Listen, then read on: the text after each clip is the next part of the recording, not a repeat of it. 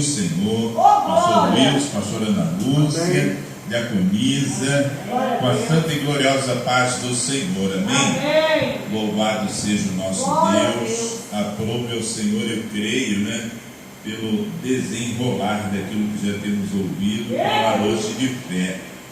E o texto que o Senhor colocou no meu coração, trazer para a igreja, se encontra em Hebreus, capítulo 12, de Hebreus, versículo 2, amém? A própria palavra de Deus, a Bíblia, ela nos fornece o seguinte título: exortação em permanecer na fé e na santificação. Aleluia. Hebreus capítulo 12, versículo 2, amém? E diz assim, a palavra do Senhor: olhando para Jesus, autor e consumador da fé, o qual, pelo gozo, pela alegria, que lhe estava proposto, suportou a cruz, desprezando a afronta, e assentou-se à destra do trono de Deus, amém? Glória ao Senhor, podeis se assentar, amados irmãos. Então, glória! Um pouco diferente do título sugerido pela Bíblia, eu daria o seguinte título a esse aí, daria o seguinte tema, essa mensagem: olhando para Jesus em meio à guerra.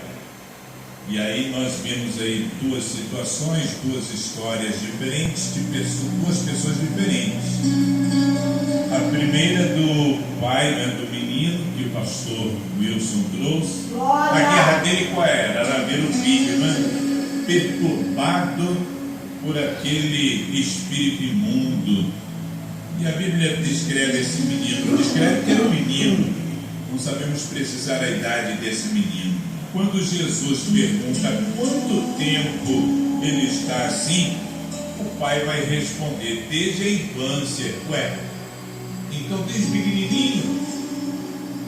pequenininho, esse pai vinha sofrendo, enfrentando essa guerra de ver o filho sendo tomado por um espírito imundo, que lançava ora aquele menino no fogo, ora na água. E vemos esse homem também, esse paralítico, que, como a diaconisa falou, a Bíblia não diz quanto tempo ele estava paralítico. Guerras diferentes. Um homem paralítico e um outro homem com um pai, com um filho atormentado por espírito imundo. Então, e os dois estiveram diante, de frente para o Senhor Jesus. Daí que é o melhor título mesmo: olhando para Jesus em meio à guerra. Seja qual for a sua guerra, permaneça olhando para Jesus. Aleluia! Seja qual for a sua guerra, permaneça olhando para Jesus. E uma outra coisa que eu percebo é o diferente nível de fé desses dois homens. O pai do menino, de Marcos capítulo 9, ele vai declarar para o Senhor Jesus. Ele vai declarar para o Senhor Jesus no versículo 23. Aliás, no versículo 22. E muitas vezes o tem lançado no fogo e na água para o destruir. Mas se tu podes, fazer alguma coisa, já colocou em xeque a capacidade, o poder de Jesus. Se tu podes fazer alguma coisa, tem compaixão de nós. E ajuda-nos ao que o Senhor Jesus vai dizer para ele: se tu podes crer, tudo é possível ao que crê. E ele vai declarar, ele vai estufar o peito e vai dizer: eu creio, Senhor.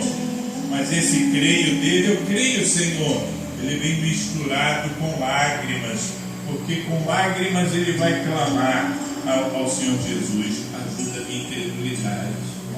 Ou seja, eu creio, Senhor, mas a minha fé não é muito firme. Meu Deus, obrigado. Ajuda a minha incredulidade.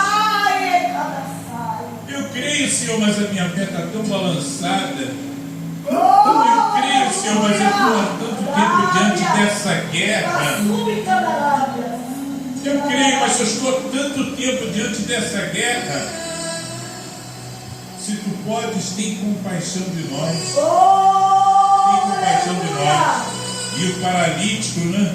O paralítico de Mateus 8, ele já vai falar diferente. Senhor, no versículo 2, Senhor, se quiseres, podes tornar-me limpo. Eu sei que se o Senhor quiser, o único empecilho para a minha cura é a tua vontade. Se o Senhor não quiser, eu vou permanecer do mesmo jeito. Mas se o Senhor quiser, eu creio, podes tornar-me limpo. E Jesus vai responder para ele, estendendo a mão: quero ser limpo. Então, tenhamos nós uma fé firme, ou uma fé balanceada, uma fé balançada. O convite do Espírito Santo aqui para que nós vimos permanecer olhando para Jesus. Tenha você uma fé firme, uma fé balançada. Permaneça olhando para Jesus, autor e consumador da fé. Glória a Deus! Porque, meus irmãos, o escritor aqui aos Hebreus, ele está falando para uma igreja cansada. E tem muita gente assim nos dias de hoje, cansada, muita gente cansada porque já há tanto tempo enfrentando guerras, diferentes tipos de guerra. O escritor aos Hebreus, ele está falando para uma igreja perseguida. Tem muita gente que já está há tanto tempo perseguida. Olha lá, quanto tempo esse leproso? Olha lá, vem o leproso. O que esse leproso está fazendo aqui? Ele não sabe que não deve estar andando entre nós. Ele não sabe que ele tem que se retirar. Ele não sabe que a lepra dele ele tem que se retirar. O escritor aos Hebreus está falando para uma igreja pressionada, e tem muita gente hoje vivendo pressionada. O escritor aos Hebreus está falando para uma igreja quase desistindo. Aleluia! E tem muita gente quase desistindo, e tem muita gente que já desistiu mesmo, pendurou as chuteiras. E é por isso que o autor aos Hebreus ele não começa dizendo: olhem para o problema. Se olharmos para o problema, a gente vai ficar paralisado, prostrado. Ele não diz: olhem para a perseguição. Ele também não diz: olhem para os inimigos. Se o leproso fosse olhar para os perseguidores, ele: ó o leproso aí, ó leproso, vai embora. Se retira, leproso. Se ele fosse olhar para os críticos, né? Mas não, ele ficou ali, ó. Ele perseverou, olhando para Jesus. E é isso que o texto de Hebreus 12, 2 diz: olhando para Jesus. Então, em um culto de libertação, como é o culto de hoje, nós precisamos entender isso. A libertação começa quando os nossos olhos mudam de direção. Olhando para Jesus, a direção define o destino. Se eu estiver olhando para Jesus, o meu destino vai ser seguro. Como a pastora ministrou ontem, né? Eles chegaram do outro lado do seu destino. Porque ao invés de olharem para a tempestade, veio o Senhor caminhando sobre as águas. Não mais, sou eu mesmo. Oh, glória! E a Bíblia diz que eles de bom grado receberam o Senhor Jesus no barco. Então hoje nós temos que receber Jesus de bom grado dentro da nossa vida. Tem pessoas que só não alcançaram ainda a cura, a resposta de Deus, porque não receberam a Jesus de bom grado. Tem Jesus que não alcançaram a libertação, a mudança de cativeiro, porque não receberam Jesus de bom grado. Estão olhando para a perseguição, estão olhando para a luta, ou estão com um olhar distraído, né? Estão olhando para Jesus, mas não com um olhar fixo. E Hebreus está falando claramente, olhando para Jesus. Isso não é um olhar distraído, não é um olhar, obrigado, pastora. Isso não é um olhar distraído, não é um olhar ocasional, aquele olhar assim meio, olhei, mas você prestou atenção? Não, nem prestei, o que foi? É um olhar fixo. É um olhar intencional, é um olhar decidido, olhando para Jesus. Estou olhando para Jesus e não tiro os olhos dele. Aleluia. Então muita gente hoje está presa, não é porque o diabo é forte, não é porque o gigante é ameaçador demais, esse gigante é maior do que Golias, não é por causa do tamanho do gigante, não. Tem muita gente presa porque os olhos não estão no lugar errado. Ao invés de olhar para Jesus, né? A pastora falou aqui de incredulidade, e é verdade. Tem muita gente que está olhando para Jesus nesse olhar ocasional e pensando, Jesus não está olhando como o leproso. Se quiseres, pode tornar-me limpo. Aí um olhar ocasional, um olhar distraído, Jesus pode me libertar. Mas a pessoa nunca alcança a libertação, porque não está olhando fixamente para o Senhor, está olhando para o vício, para aquilo que é escravista, está olhando para a força daquilo que aprende a velhos hábitos, está olhando para a força daquilo que arrasta ela para comportamentos disfuncionais, comportamentos autodestrutivos. Tira o olhar da crise, tira o olhar da impossibilidade, tira o olhar do vício, tira o olhar da traição. Mas me traíram, me apontaram. Se o leproso fosse olhar para aqueles que apontaram ele, havia leproso de novo, Tem muita gente com um olhar fixo na enfermidade, mas é sempre se o pai do filho, do menino endemoniado, ele ficasse olhando ali, mas esse demônio é muito difícil. O menino ia continuar endemoniado. Aleluia. Ajuda, eu creio, Senhor, mas ajuda a minha incredulidade. É verdade. Uma fé fraca, ele decidiu olhar para Jesus. E é isso que o texto de Hebreus 12 nos ensina. Olhar fixo para Jesus. Nós temos que tirar os nossos olhos da injustiça, temos que tirar os nossos olhos do passado. Aleluia. A libertação, a verdadeira libertação, ela começa quando os olhos saem da dor e se fixam em Cristo. Glória a Deus. Pedro só andou sobre as águas enquanto ele olhava para Jesus. Porque quando ele olhou para o vento, quando ele começou a sentir aquela água gelada batendo na pele dele, quando ele começou a sentir a água agitada debaixo dos pés, aí ele começou a afundar. Tirou o olhar de Jesus. Ele, em vez de ficar com o olhar fixo no Senhor, vem. Se és tu, Senhor, manda que eu vá até o Senhor, então vem. Mas aí ele tira o olhar do Senhor Jesus e fixa na tempestade. E aí começa a afundar. E esse é o motivo porque muitas pessoas estão afundando emocionalmente. Esse é o motivo porque muitas pessoas estão afundando emocionalmente, confiando em medicamentos psicotrópicos, para tentar dormir. Uma cabeceira tomada por remédios, e se os remédios acabarem, aquela pessoa entra em desespero. Jesus não é o suficiente, ela tem que ter os remédios dela. Eu conheci um homem assim, e eu dizia para ele: olha, os remédios que o senhor precisa não são fáceis de se obter assim. São remédios que precisam de prescrição médica. O senhor tem que ter fé em Deus, mas ele não olhava para Deus, ele não olhava para a palavra de Deus, ele olhava para a necessidade, para a carência dele dos remédios, ele olhava para o problema. Ao invés de tirar o olhar do problema e colocar no autor da fé, ele colocou na dependência dos medicamentos. E hoje o Espírito Santo está dizendo: volte a olhar para mim. Olhe para Jesus fixamente. Ele é o autor e consumador da fé. Autor, é muito forte esse texto. Olhando para Jesus, autor e consumador da fé. Autor significa que foi ele quem começou. E não tem uma obra. Jesus não é governo que começa a obra e para no meio. Jesus não é empresa privada, empresa pública, que inicia uma obra e não vai até o fim. Quando ele inicia uma obra, ele termina. Quando ele começa uma obra, ele termina. Consumador significa que ele termina.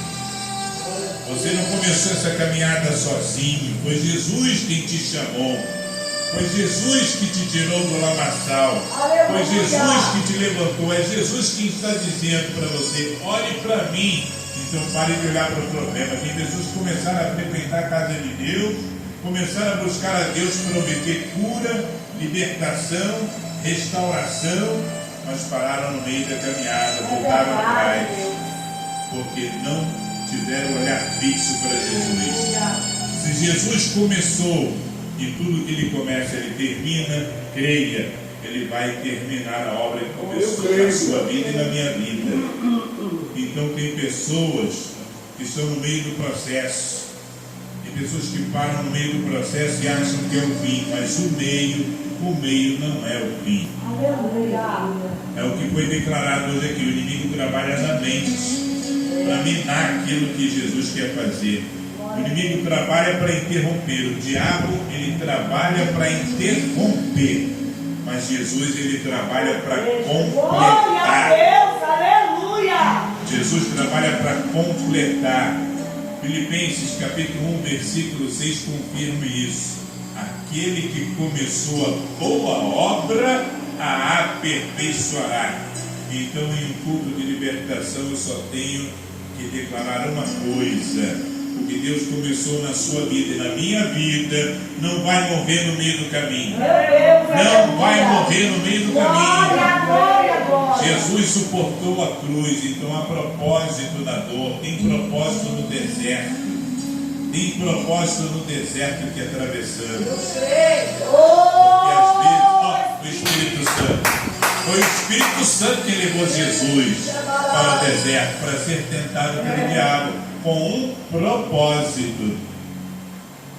Então todo propósito tem um fim.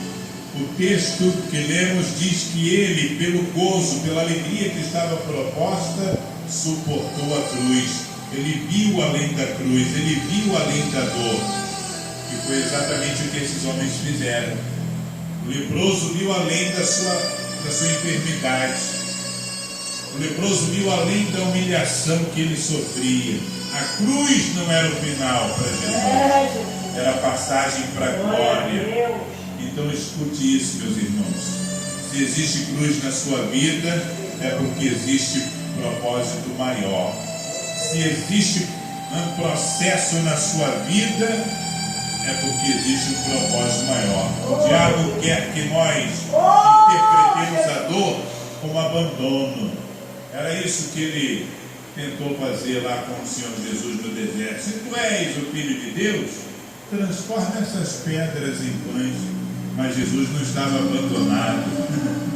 Jesus estava abandonado no deserto. Foi o próprio Espírito Santo que o levou para lá. E era o Espírito Santo quem estava sustentando o Senhor Jesus. A cruz não foi abandono, foi plano de redenção. E muitas das vezes o servo de Deus passa por processos também. Daniel enfrentou a cova dos leões. Ananias, Misael e Azarias enfrentaram a fornalha ardente. E nenhum processo desse foi abandono. Foi plano de Deus para ele, para o Senhor ser glorificado. E hoje muitos estão sofrendo ataques espirituais, pressões psicológicas, opressões familiares, mas Deus está dizendo: há gozo proposto depois disso. A luta não é sentença, a luta é transição. E a Bíblia diz por fim que o Senhor Jesus, ele desprezou a afronta. É forte isso. É muito forte. Jesus desprezou a afronta. O leproso também teve que desprezar a afronta. Ou seja, às vezes temos que desprezar a opinião, a crítica dos homens. Se a gente for absorver, tem um negócio que as pessoas usam, né? Não estou. É só uma crítica construtiva, mas às vezes é para bater, às vezes é para bater, para matar, quando não muito para paralisar. Olha o Senhor Jesus: se tu és o Filho de Deus, desce dessa cruz e nós creremos. Aleluia. Salvou a tantos e agora não pode salvar a si mesmo. Ele desprezou a afronta. Ele foi chamado de impostor. Jesus foi humilhado, Jesus foi exposto, mas ele não parou por causa da opinião dos homens. E nós aprendemos com o Senhor Jesus e com o homem de fé, como o leproso. O leproso era um homem de fé, porque ele estava ali contrariando todos os paradigmas da sociedade. O leproso não poderia andar no meio da sociedade, o leproso não poderia estar em público, mas ele estava lá para clamar pelo milagre dele. Quantas pessoas estão presas hoje à opinião alheia, presas ao que falaram, mas falaram isso de mim, presas ao que rotularam elas. Mas o filho desse homem desde menino, desde criança é assim, e deve ter alguma maldição sobre ele. Quantas pessoas estão presas ao passado, que insistem em jogar na cara. Mas Jesus desprezou a afronta. Então desprezar não é fingir que a afronta não existe. Desprezar é decidir que aquilo não vai te parar. Você não é feito de rótulos. O homem de Deus e a mulher de Deus não é feito por rótulos, pelo que rotulam ele ou pelo que rotulam ela. Hoje Deus quer libertar você da prisão da aprovação humana, porque às vezes ficamos prisioneiros da aprovação humana. Se eu não recebo a aprovação, Jeremias, homem de Deus, como o pastor Luiz já disse tantas vezes ministrando sobre essa palavra, ele está aqui hoje, senão ele concordaria. Não ganhou uma alma, o nome dele não estava nos outdoors, nem a família de Jeremias cria nele. Não creio nele, não. Tem a família de Jeremias dizendo, não acredito em Jeremias, não. Mas Jeremias não estava prisioneiro da aprovação humana. Quem vive olhando para os homens nunca experimenta a plenitude do céu. Jesus está sentado à destra de Deus, ou seja, a vitória que você quer, ela não vai ser conquistada, ela já foi conquistada, ela já existe. Você só ainda não viu com os teus olhos carnais, mas contemple a tua vitória pelos olhos da fé. O texto termina dizendo que Jesus está sentado à direita do trono de Deus. Assentar-se fala de obra concluída, fala de autoridade, fala de governo. Jesus não está lutando. Tem pessoas que pensam que Jesus está lutando para vencer. Ele já venceu. E porque Jesus venceu, nós podemos vencer. Então, em culto de libertação, precisamos entender isso. Não lutamos por vitória, lutamos a partir da vitória. Jesus é o único que entra no ringue já como vencedor. Aleluia! A cruz derrotou principados e a ressurreição, a ressurreição é forte. A ressurreição esmagou o inferno. Aleluia! Amanhã vai ser feriado, sexta-feira santa, Aleluia, é verdade. Porque domingo será domingo de Páscoa.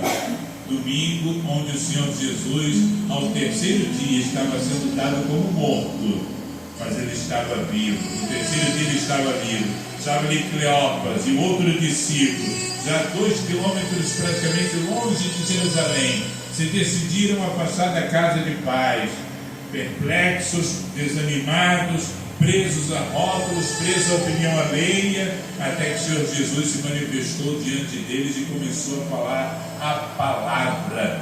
E falando a palavra para eles, eles vão declarando o outro. Não ardia em nós o nosso coração, quando pelo caminho falava a palavra.